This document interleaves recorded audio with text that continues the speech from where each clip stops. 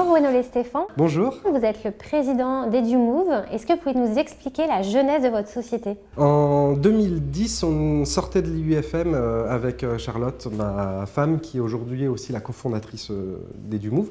Et on voulait partager ce qu'on préparait pour notre classe. Donc on a monté un site web pour le faire, une plateforme. Et l'année suivante, on a eu notre première classe. Et là, on a eu besoin de faire des livrets d'évaluation. Tout était très manuel. Et donc, on a commencé à stocker les résultats des élèves en cours d'année pour pouvoir générer automatiquement un livret.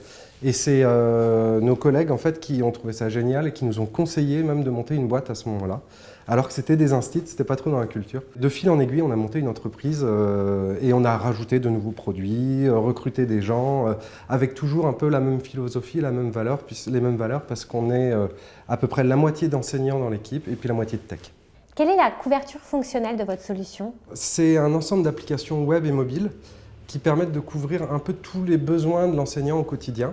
La partie évaluation, la partie communication entre l'école et la famille, la préparation de la classe avec le cahier journal.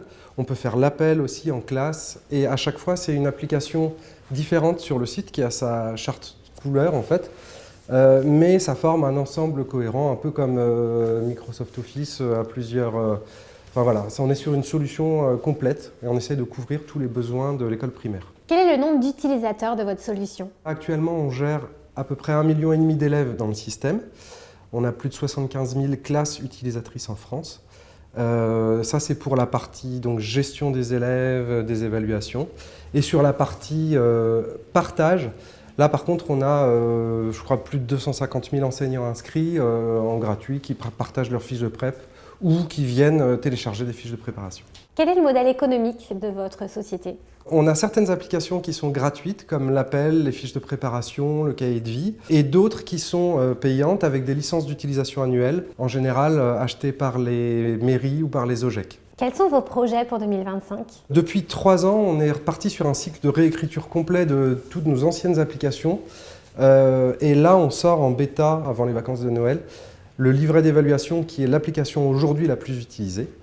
Donc c'est un gros challenge pour nous. Et en parallèle, on travaille depuis 3 ans sur un projet de recherche et développement qui est un peu plus costaud, qui est de l'enseignement adaptif, avec des exercices autocorrectifs pour les élèves et qui suggère à l'enseignant des remédiations pour identifier les difficultés des élèves. Et l'idée, c'est vraiment de développer un outil de copilote en fait, pour l'enseignant, pour le décharger de tout ce qui est tâches chronophages d'analyse des élèves et lui laisser plus de temps pour pouvoir aider les élèves justement à résoudre les difficultés. Merci Gwenolé Stéphane. Merci.